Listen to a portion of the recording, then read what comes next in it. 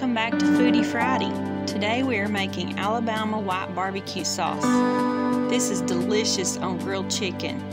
The ingredients that we need for this recipe is 1 cup of mayonnaise, a half a teaspoon of black pepper, 1/4 a teaspoon of paprika, 1